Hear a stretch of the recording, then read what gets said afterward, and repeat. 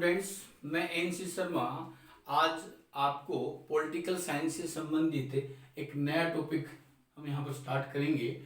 और इस टॉपिक की अगर हम बात करें तो टॉपिक का नाम है भारत के संविधान का निर्माण।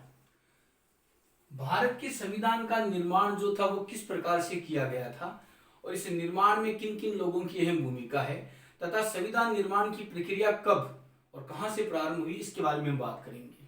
तो बड़ा ही इंपॉर्टेंट और महत्वपूर्ण टॉपिक है, इसके बारे में हम बात करते हैं। तो हम बात यहाँ पर करेंगे कि संविधान का जो निर्माण का कार्य किया गया था, इसकी प्रक्रिया भारत में कहां से और कब प्रारंभ हुई।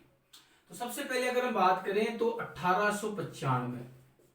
1895 में बाल गंगाधर तिलक के द्वारा एक बिल रखा गया। बिल का नाम था स्वराज्य बिल। इस बिल में पहली बार संविधान के दर्शन होते हैं, क्योंकि बाल गंगाधर तिलक ने इस बिल में जो अपनी मांगे रखी थी, उन मांगों में कुछ ऐसी मांगे थी जो संविधान से संबंधित थी। तो पहली बार संविधान संबंधी जो बिल या कहें जो मांग रखने वाले व्यक्ति थे वो कौन थे? बाल गंगाधर तिलक थे। इसके बाद अगर हम बात करें तो 1922 में महात्मा गांधी जी की अगर हम बात करें तो गांधी जी ने कहा था कि भारत का संविधान भारतीयों की इच्छा के अनुसार बनाया जाएगा। तो गांधी ने यहाँ पर जो कहा है, गांधी ने 1922 में जो बात कही है, उन्होंने कहा कि जब भी भारत का संविधान बनाया जाएगा, इसमें किन लोगों की इच्छा निर्भर होगी? आपकी भारतीय लोगों की अगर हम बात करें जो इच्छा है वो इसके अंदर आपकी शामिल होगी, यानी कि भारतीय चाहेंगे उसी प्रकार से संविधान का निर्माण का जो कार्य है वो किया जाएगा। तो ये बात 1922 में महात्मा गांधी जी के द्वारा कहा गया था। तो तिलक पहला व्यक्ति जिसने स्वराज्य बिल रखा, और फिर 1922 में गांधी जी ने ये बात कही कि जब भी भारत का संविधान बनाया जाएगा, इसमें भारतीयों की इच्छा जो है उसको शामिल किया जाएगा। तो ये दो प्रारंभिक व्यक्ति थे जिन्होंने संविधान निर्माण संबंधी मांग जो है वो उठाने का कार्य किया था। इसके बाद भी कई लोग थे जिन्होंने इस मांग को आगे बढ़ाने का कार्य किया था। आगे अगर हम बात करें तो 1924 के अंतर्गत अगर हम बात करें तो मानवेंद्र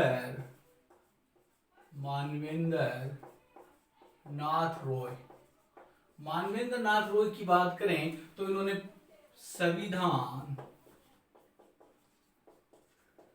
सभा के गठन की मांग रखी, यानी कि संविधान सभा के गठन की मांग रखने वाले पहले व्यक्ति कौन थे? मानवेंद्र नाथ रॉय।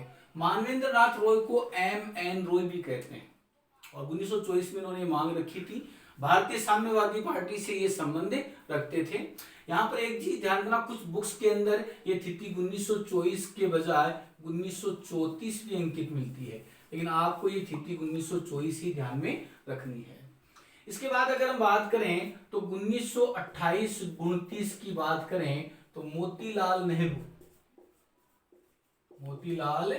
नेहरू जो समिति थी वो, और 1936 में अगर हम बात करें तो कांग्रेस का एक अधिवेशन हुआ था, फैजपुर अधिवेशन। फैजपुर अधिवेशन की अध्यक्षता करने वाले व्यक्ति थे आपके पंडित जवाहरलाल नेहरू थे। तो इन्होंने भी इस अधिवेशन के दौरान संविधान सभा के गठन की मांग उठाई थी। है ना, फैजपुर महाराष्ट्र में स्थित है और कांग्रेस का एकमात्र गांव में हुआ अधिवेशन फैजपुर अधिवेशन था। तो 1928-29 में मोतीलाल नेहरू और 36 के अंदर फैजपुर अधिवेशन में इस मांग को फिर से उठाया गया, लेकिन अंग्रेजों पर इसका कोई असर, कोई प्रभाव नहीं पड़ा। इसी समय दुनिया के अंदर 1 सितंबर 1939 को दूसरा विश्व युद्ध प्रारंभ हो गया। दूसरे विश्व युद्ध का कारण था जर्मनी के द्वारा पोलैंड के ऊपर आक्रमण करना। तो जैसे ही जर्मनी ने पोलैंड पे आक्रमण किया, दूसरा विश्व युद्ध प्रारंभ हो गया।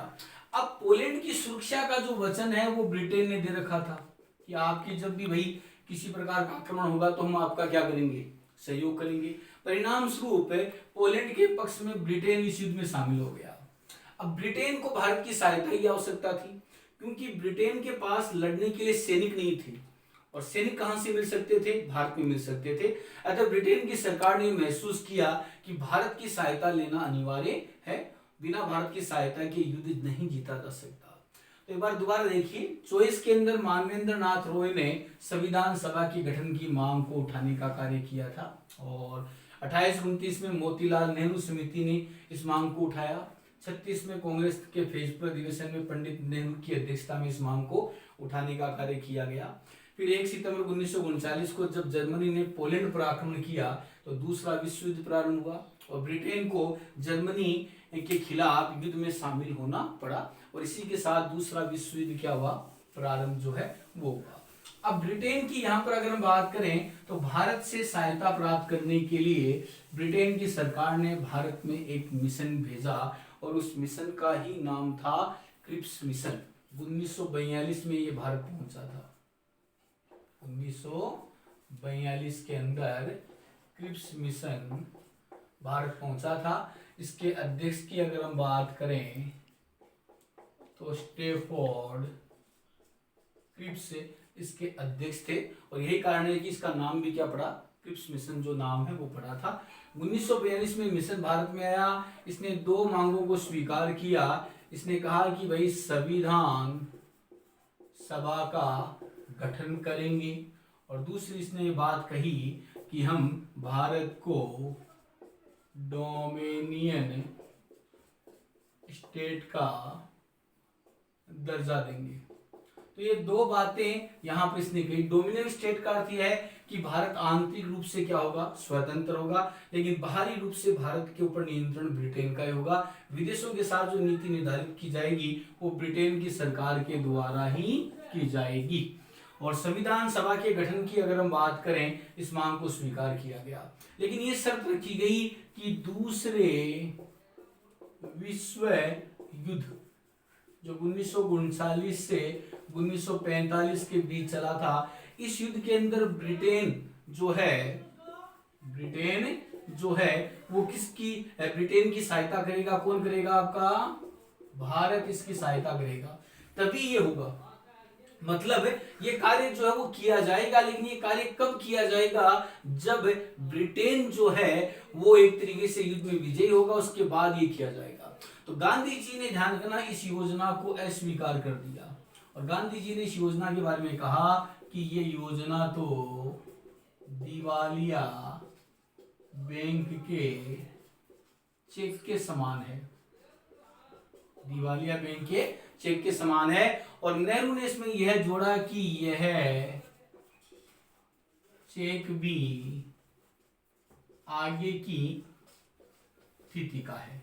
तो यहां ये ध्यान रखना है आप लोगों को कि नेहरू ने कहा कि यह चेक भी आगे की स्थिति का, और गांधी ने कहा कि यह दिवालिया बैंक के चेक के समान। इसके पीछे कारण क्या है, देखो इसके पीछे कारण ये है कि दिवालिया बैंक यहां पर कहा गया है ब्रिटेन को, क्योंकि ब्रिटेन यहां खुद लगातार पराजित हो रहा था जर्मनी से, तो उसकी वही हालत थी जैसे कोई दिवालिया बैंक हो।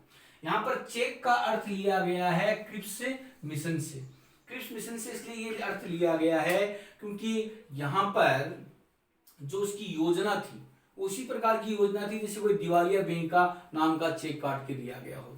इसके बाद में ब्रिटेन ने ये जोड़ा यहाँ पर शर्त कि ये सब कब होगा, जब युद्ध खत्म हो जाएगा, समाप्त हो जाएगा। अगर नेहरू ने इसमें जोड़ा कि यह चेक भी क्या है, आपका आगे की तिथि का है। तो इस प्रकार से इस योजना को स्वीकार करने का कार्य जो है वो किया गया था। तो 1942 में क्रिप्स मिशन जिसके अध्यक्ष कौन थे, स्टेफोर्ड क्रिप्स थे। इसकी योजना की अगर हम बात करें, इसने योजना रखी जिसके तहत संविधान सभा के गठन की मांग और डोमिनियन स्टेट के दर्जे की बात कही गई। गांधी ने इसको स्वीकार करते हुए इसकी तुलना दिवालिया बैंक के चेक के समान की थी, और नेहरू ने यह जोड़ दिया कि यह चेक भी आगे की तिथि का है। तो इस प्रकार से क्रिप्स मिशन इस प्रकार से क्रिप्स मिशन की जो ये योजना है वो असफल रही और भारत जो है वो अपने आंदोलन को आगे बढ़ाता रहा। इसी समय ध्यान 1942 में महात्मा गांधी जी ने भारत छोड़ो आंदोलन प्रारंभ किया था। अंत में अगर हम बात करें तो अमेरिका ने 6 व 9 अगस्त 1945 को अमेरिका ने जापान के 2 शहर हिरोशिमा व नागासाकी, इन दोनों शहरों पर इस पे गिराया गया जिसका बम का नाम था लिटिल बॉय, और इस पर जो बम गिराया गया उसका नाम था फैटमैन। तो दोनों परमाणु बम जापान के ऊपर अमेरिका के द्वारा ये गिराने का कार्य किया गया था आपका 6 व 9 अगस्त 1945 को।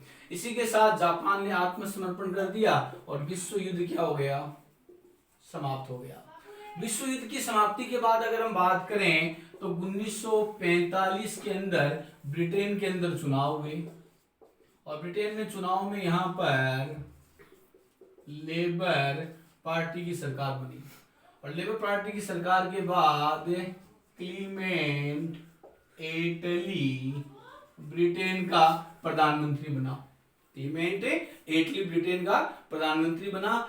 एटली की अगर हम बात करें तो एटली जो था वो भारत की स्वतंत्रता का समर्थक था। एटली चाहता था कि भारत को क्या कर दिया जाए, जल्द से जल्द स्वतंत्र करने का कार्य जो है वो किया जाए। इस कारण है क्लीमेंट एटली ने भारत के अंदर 1946 में भारत में कैबिनेट मिशन को भेजा। कैबिनेट मिशन की योजना के अनुसार ही जुलाई 1946 में संविधान सभा के चुनाव हुए थे। तो एक बार दोबारा देखिए यहाँ पर आप कि 6 व 9 अगस्त 1945 को जापान के हिरोशिमा व नागासाकी पर क्रमशः लिटिल बॉय और फैटमैन नामक बम जो है वो अमेरिका द्वारा गिराए गए, जिसके बाद दूसरा विश्व युद्ध समाप्त हुआ क्योंकि जापान ने आत्मसमर्पण कर दिया था, जबकि जर्मनी और इटली पहले ही हार मान चुके थे। फिर ब्रिटेन में चुनाव हुए 1945 में और चुनावों के अंदर लेबर पार्टी की सरकार बनी। क्लीमेंट एटली ब्रिटेन का क्या बना, प्रधानमंत्री बना था। जो भारत की स्वतंत्रता का समर्थक था वो चुनाव से पहले कह चुका था कि भारत को वो स्वतंत्र कर देगा। 1946 में अगर हम बात करें तो कैबिनेट मिशन की योजना के अनुसार जुलाई 1946 में संविधान सभा के चुनाव जो है वो करवाए गए थे और 10 लाख की जनसंख्या पर एक सदस्य जो था वो अप्रत्यक्ष रूप से चुना गया था। तो प्रारंभ में अगर हम बात करें जो सदस्यों की संख्या थी, ध्यान रखना, एक सदस्य 10 लाख की जनसंख्या अप्रत्यक्ष रूप से, तो जनता ने भाग नहीं लिया था बल्कि जनता के चुने गए सदस्यों ने उनको चुनने का क्या किया था, कार्य जो है वो किया था। तो 10 लाख की जनसंख्या पर एक सदस्य अप्रत्यक्ष रूप से चुना गया था। टोटल अगर हम बात करें तो 389 सदस्य चुने गए थे। इनमें अगर हम बात करें ब्रिटिश प्रांतों से चुने गए 292, इसके अलावा बात करें तो देशी रियासतों से बात करें तो 93 और चीफ कमिश्नरी क्षेत्र की बात करें तो यहां से कितने सदस्य चुने गए, 4 सदस्य जो थे वो चुने गए थे। टोटल 389 सदस्य चुने गए थे। यहाँ ब्रिटिश प्रांतों से अर्थ है कि जो सीधे ब्रिटेन की सरकार के अधीन थे, जैसे मद्रास, बंबई, बंगाल ये प्रांत थे। देशी रियासत जहां राजाओं का शासन था, यहाँ से 93 और चीफ कमिश्नरी यहाँ से 4 सदस्य चुने गए थे। जैसे आजकल केंद्र शासित प्रदेश होते हैं उसी प्रकार से वहां पर भी चीफ कमिश्नरी क्षेत्र जो है उस समय अंग्रेजों के काल में थे। इस समय जो 4 चीफ कमिश्नरी क्षेत्र थे उनको याद करने का तरीका है ABCD। A4 अगर हम बात करें तो अजमेर, मेरवाड़ा। B4 अगर हम बात करें तो बलूचिस्तान। C4 बात करें तो कुर्ग और D4 की बात करें तो क्या बनता है, दिल्ली बनता है। तो ये 4 चीफ कमिश्नरी क्षेत्र हैं जहां पर सीधा अंग्रेजों का नियंत्रण था। A4 Ajmer Merwara, B4 Balochistan, C4 Coorg और D4 कौन सा हो गया आपका, दिल्ली हो गया। तो एक सदस्य 10 लाख की जनसंख्या पर अप्रत्यक्ष रूप से चुना गया। टोटल 389 सदस्य थे। ब्रिटिश प्रांतों से 292, देशी रियासतों से 93, चीफ कमिश्नरी क्षेत्र से 4, टोटल 389 सदस्य। अब उधर माउंट बेटन योजना की बात करें तो ये 3 जून 1947 को रखी गई थी। माउंट बेटन योजना की अगर हम बात करें तो इसके तहत भारत व पाकिस्तान का क्या हो गया, विभाजन हो गया। विभाजन के बाद कुछ सदस्य पाकिस्तान चले गए, अतः संख्या घटकर 389 से 324 हो गई थी। फिर ये संख्या पुनः घटकर हुई 299 और अंतिम रूप में हस्ताक्षर करने वाले सदस्यों की संख्या थी 284। तो 284 सदस्य वो थे जिन्होंने अंतिम रूप में हस्ताक्षर करने का कार्य किया था। तो 389 थी प्रारंभ में, और इस संख्या को याद करने का एक तरीका है, ब्रिटिश प्रांत 292, फिर आप 2 पर हाथ रखोगे तो 92 के बाद में कितने आते हैं, 93 आते हैं। फिर 9 पर हाथ रखोगे तो 3 के बाद कितने आते हैं, 4 आते हैं। इस प्रकार से इनका आप टोटल याद कर सकते हो। अगर आपको ये अंक याद है तो 92 से 93 और फिर 3 से 4 और टोटल 389। संख्या विभाजन के बाद 324, फिर 299 31 अक्टूबर 1947 तक, और अंतिम रूप में कितने थे, 284 थे जिन्होंने हस्ताक्षर किया था। दोस्तों इस टॉपिक की अगर हम बात करें तो इस टॉपिक को हम कम से कम 3-4 वीडियो में हम पढ़ने का कार्य करेंगे। अतः संविधान निर्माण की बात करें तो उसका ये पहला पार्ट था, और आगे 2-3 पार्ट के अंदर इस टॉपिक को हम क्या करेंगे, पूरा करेंगे। तो आज हमने बाल गंगाधर तिलक ने जो स्वराज्य बिल रखा था 1895 में, वहां से लेकर जो संविधान सभा की जो सदस्यों की संख्या जो अंतिम रूप में 284 बची थी, वहां तक की जानकारी हमने ली है। आगे हम इससे आगे का जो पार्ट है वो अगले वीडियो में इसको क्या करेंगे, कंप्लीट करेंगे।